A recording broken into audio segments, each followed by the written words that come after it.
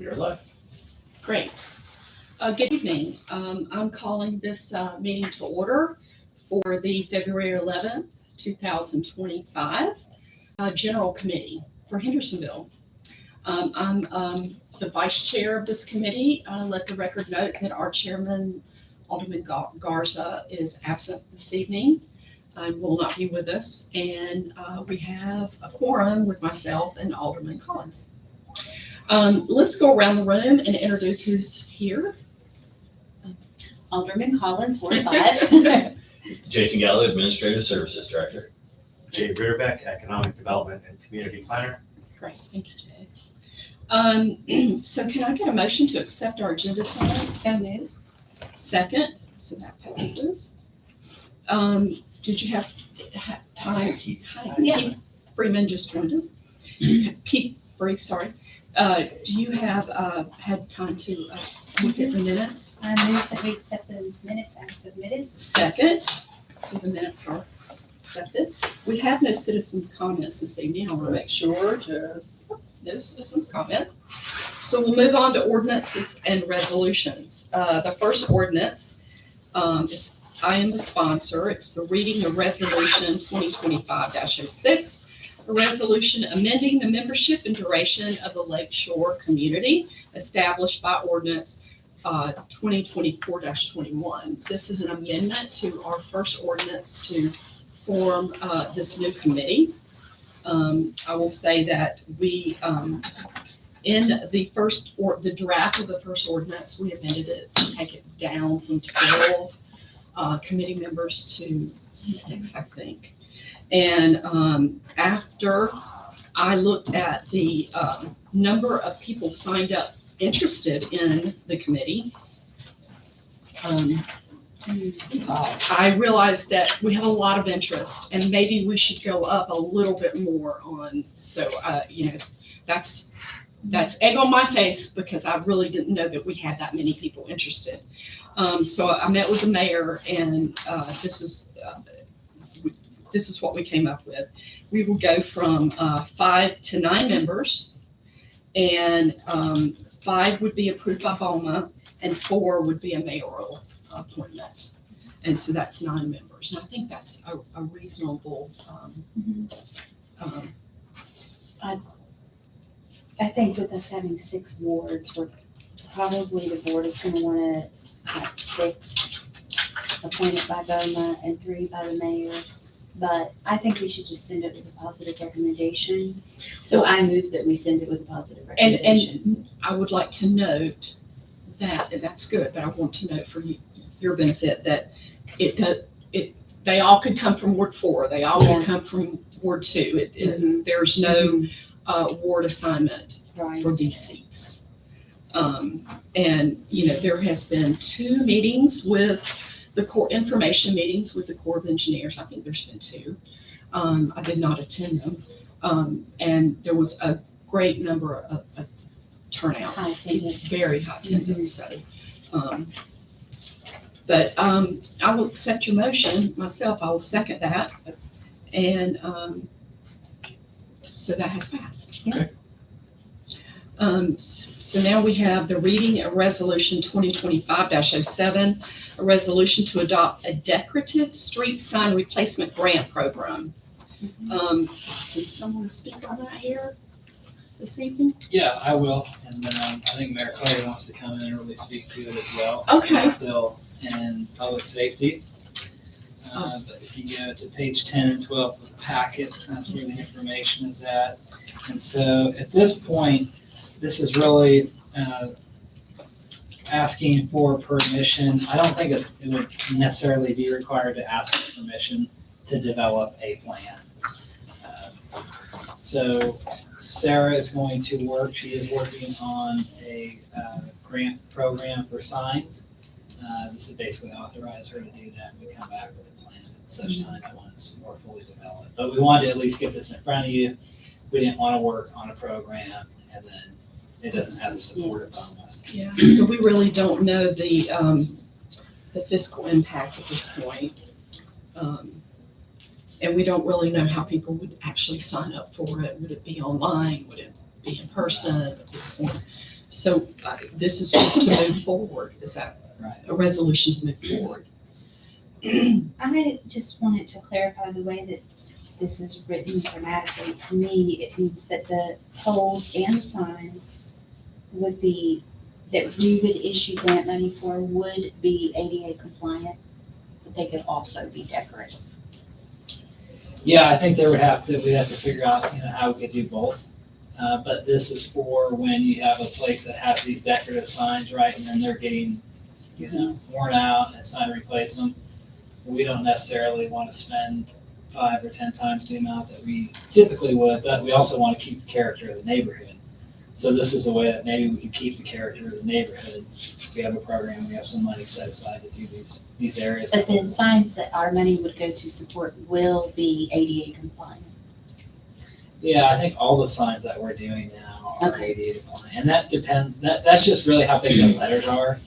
So whatever the speed of the street is, the letters have to correspond and be bigger. So they can still make them shaped different, they don't have to be green and white, they can be pretty, but they have to be, the font has to be big. Yeah. So people like me have a chance at reading it. I don't know all the ins and outs of the font, but I Yeah. understand it is primarily a size issue. Yeah. But we are not talking about entrances to the community signs. Correct. Okay. Correct. Just want to make sure. My other thought on this is that I just started talking to some HOAs so I haven't vetted this yet. But my thinking is that perhaps it should be a reimbursement grant. Because I know that we often have project delays, even delays with getting signs put up. And it's our core skill. So in HOA, it's not really maybe something that they do all the time, and it might take them a while. So I'd rather reimburse than give them money up front and let it sit, or potentially it might take them a longer time. And frankly, some are better run than others. So, but I want to talk with more HOAs and try to assure myself that that is not a burden on them to the point where then they might not use the program. So I'm not sure yet, but I might want to amend it at the moment. Yeah, and I think if you guys want to wait and see if we can have a plan that's at least in draft format for this next meeting, and kind of hash out and then take it to BOMA, I think that would be fine as well. So not pass this tonight, Yeah. defer it. Ask to see it again in a month, and then we can have some more traction, talk to some more HOAs, and at least get some draft terms put together to at least consider. What do you think about that? I don't think there's a lot of urgency for this. I don't either. I don't either. I think that's a great idea. I think this is really And, good. I do too. I like the consistency, and consistency, and it would upgrade some of our neighborhoods that are older. So, yeah. Okay, so I'll make a motion that we defer this for the next general committee meeting. I second that. And that passes.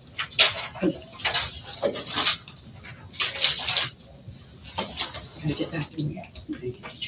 Other agenda items, we have a discussion item to update on our possible changes to restrictions on funds in the tree bank.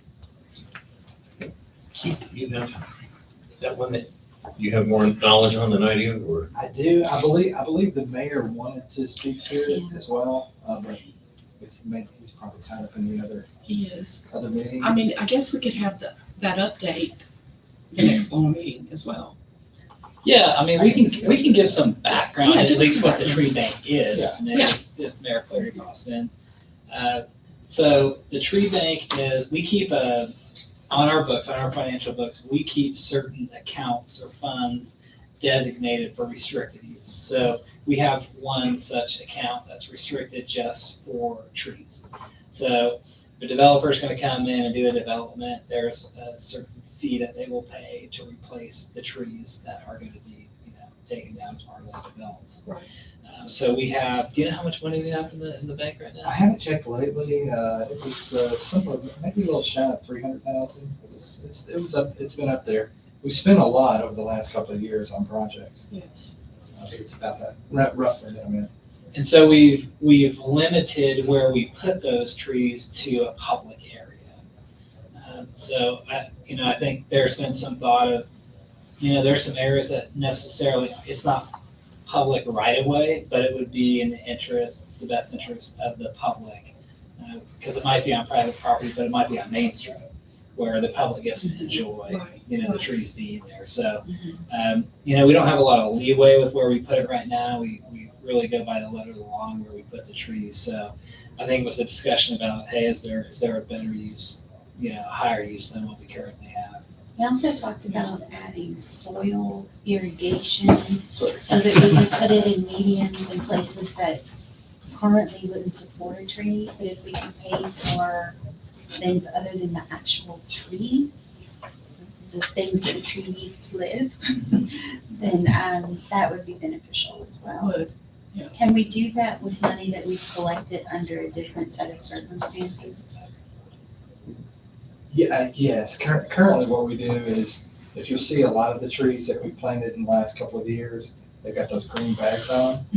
So we have a contract for watering those trees, and they fill those bags up, and that does make a difference, whether they live or not, especially in the first couple of years. We're not doing any irrigation of running lines, but we are doing it in that manner. And as Jesse was saying, right now it's limited to public property, and this is looking to expand on that. I think we were interested in being able to use it for medians and things of that nature. Mayor, would you like to? Sure. Should we go back to decorative signs? We have made a motion to defer that for 2 weeks, Okay. or maybe a little bit more Okay. architecture around the plan. Okay, gotcha. So you want to talk about trees? Yes. Okay. So we have $364,000, I think, is in the tree fund. And we're having a hard time just finding places for those. And so medians certainly, but we also have occasionally where I give you great examples on Gallatin Road. We've got a couple spots where it would be on private property, but it would really improve West Main Street to do something like that. We also have some spots that are not just on West Main Street that could help with some trees. I would much rather have trees than the money for trees. And I'd like the opportunity to approach some places, or have Keith and his staff approach some places and say, hey, would you want some trees here? It would be the understanding that they maintain them. So I don't see how we're ever going to get rid of $364,000 worth of trees if we are continue to be restricted to public property. So is there any state requirements around this fund, or is this something that we can We amend? created it, right? I think we created it about Yeah, 30 there's years no, ago. it's all general fund, general fund that's set aside for that specific use, but only limits that we would put on it. So the only limits on it currently are the limits that the city has put on it. So we can change those however we need to. I think it's a great idea. Yeah. Okay, any other business? Cool. I move to adjourn. I second that. We are adjourned. Thank you. How's it going? Yes. Good.